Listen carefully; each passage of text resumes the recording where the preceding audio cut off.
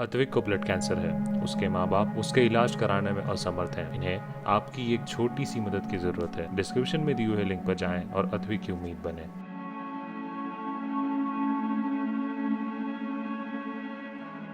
27 साल का एक युवा खिलाड़ी अपने देश के लिए हमेशा से क्रिकेट खेलना चाहता था। उसका ये सपना भी साकार होता है। देश के लिए वो क्रिकेट खेलने उतरता है एक टॉप टेस्ट टीम के खिलाफ और अपने डेब्यू मैच में ही वो 7 विकेट चटकाता है और बल्ले से भी कंट्रीब्यूट करता है, यानी कि एक शानदार डेब्यू होता है उसका। लेकिन इस ड्रीम डेब्यू के बाद वो सीधा अंतर्राष्ट्रीय क्रिकेट से सस्पेंड हो जाता है, निलंबित हो जाता है। ये सब कुछ हुआ इंग्लैंड के ऑलराउंडर ओली रॉबिन्सन के साथ। क्या है पूरा मामला, आइए जानते हैं। लॉर्ड्स टेस्ट में इंग्लैंड की ओर से अपना इंटरनेशनल डेब्यू करने वाले ओली रॉबिन्सन को इंग्लैंड क्रिकेट बोर्ड ने राष्ट्रीय टीम से बाहर कर दिया है।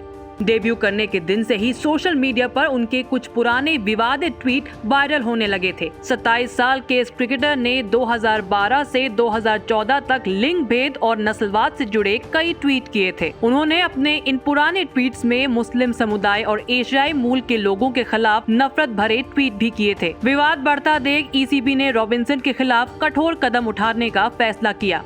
इन विवादित ट्वीट्स को लेकर इंग्लैंड और वेल्स क्रिकेट बोर्ड ने जांच शुरू की। जब तक इस जांच की रिपोर्ट नहीं आ जाती तब तक ये खिलाड़ी अंतर्राष्ट्रीय क्रिकेट में हिस्सा नहीं ले पाएगा। बता दें कि टेस्ट मैच के शुरुआती दिन का खेल समाप्त होने के तुरंत बाद रॉबिन्सन ने प्रेस के सामने माफी मांगी थी। रॉबिन्सन ने कहा था, मुझे अपने कृत्यों पर बेहद खेद है और मैं इस तरह की टिप्पणियां करने से शर्मसार हूं। मैं तब विचार शून्य और गैर जिम्मेदार था और तब मेरी मनोदशा जैसी भी रही हो, मेरा काम माफी योग्य नहीं था। मैं नहीं जानता कि ये ट्वीट अब भी मौजूद है। मैं हर किसी से माफी मांगना चाहता हूं। मुझे इस पर बहुत खेद है। रॉबिन्सन ने कहा कि उन्होंने ये ट्वीट तब किए जब वो अपनी जिंदगी के बुरे दौर से गुजर रहे थे, क्योंकि इंग्लिश काउंटी यॉर्कशायर ने उन्हें किशोरावस्था में ही बाहर कर दिया था। बता दें, रॉबिन्सन ने न्यूजीलैंड के खिलाफ किए अपने डेब्यू मैच में शानदार खेल दिखाया था। इंग्लैंड के लिए उन्होंने कुल 7 विकेट अपने नाम किए, जिसमें केन विलियमसन, रॉस टेलर और दोहरा शतक जमाने वाले डेवॉन कॉनवे शामिल हैं। उन्होंने बल्लेबाजी में भी 42 रनों का अहम योगदान दिया। मैच के बाद कप्तान जो रूट ने भी उनके खेल की तारीफ की थी। जो रूट ने कहा था कि इस युवा खिलाड़ी के पास वो प्रतिभा है जिसकी टेस्ट क्रिकेट में दरकार होती है।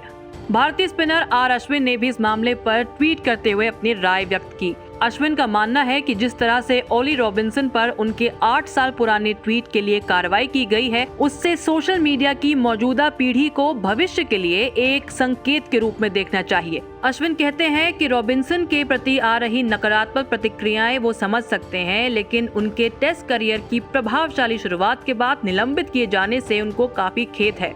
वहीं यूके के कल्चर मिनिस्टर ने ट्वीट करके लिखा है, ईसीबी ने कुछ ज्यादा ही कठोर फैसला लिया है उन ट्वीट के लिए जो एक टीनेजर ने लिखे थे। अब रॉबिन्सन बड़े हो गए हैं, उन्होंने माफी मांगी है और बोर्ड को उनके सस्पेंशन पर पुनर्विचार करना चाहिए।